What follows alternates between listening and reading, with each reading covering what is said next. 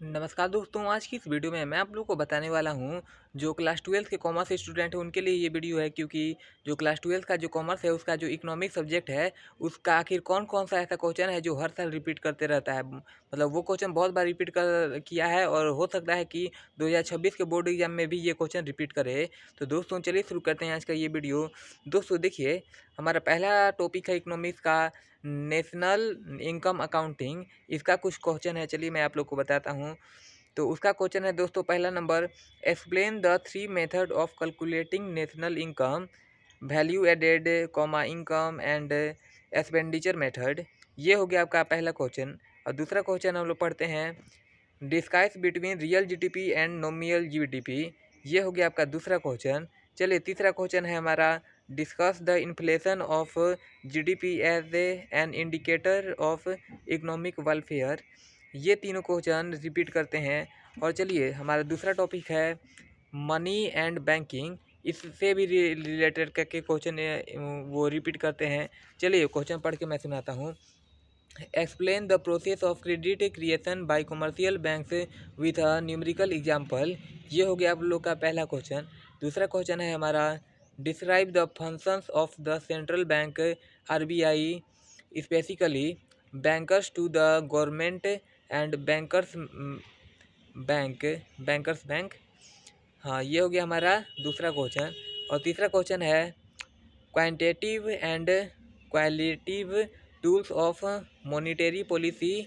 Bracket में आप लोग करके लिख सकते हैं, रोप रेट, ओ एम ओ और margin requirement.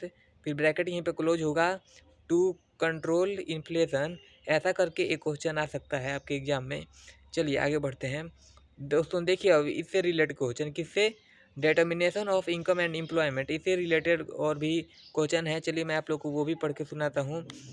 Define investment multiplier and explain it's working mechanism with a numerical example.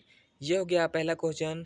और दूसरा क्वेश्चन है हमारा, explain the concept of involuntary unemployment and full employment. ये हो गया दूसरा क्वेश्चन। और तीसरा क्वेश्चन है, तो दोस्तों तीसरा क्वेश्चन है, compare excess demand and deficient demand and measure physical to correct them. ये है दोस्तों हमारा तीसरा क्वेश्चन। और दोस्तों चौथा क्वेश्चन क्या है, government budget and balance of payments. ये है दोस्तों चौथा क्वेश्चन। चलिए दोस्तों अब मैं आप लोग को नेक्स्ट क्वेश्चन बोल करके सुनाता हूँ। दोस्तों नेक्स्ट क्वेश्चन है, identify the difference between revenue expenditure and capital expenditure. ये है दोस्तों नेक्स्ट क्वेश्चन। चलिए दोस्तों अब दूसरा क्वेश्चन देखते हैं, discuss the objectives of the government budget such as reallocation of resources. इतना है आप लोग का दूसरा क्वेश्चन। और फिर एक और क्वेश्चन बाकी रह गया है, उसको भी मैं आप लोग को एक्सप्लेन करता हूँ। Distinguish between the current account and capital account of BOP. BOP का मतलब हुआ बैलेंस ऑफ पेमेंट। चलिए अब इकोनॉमिक्स के पार्ट बी में आते हैं, जो कि है इंडियन इकोनॉमिक डेवलपमेंट।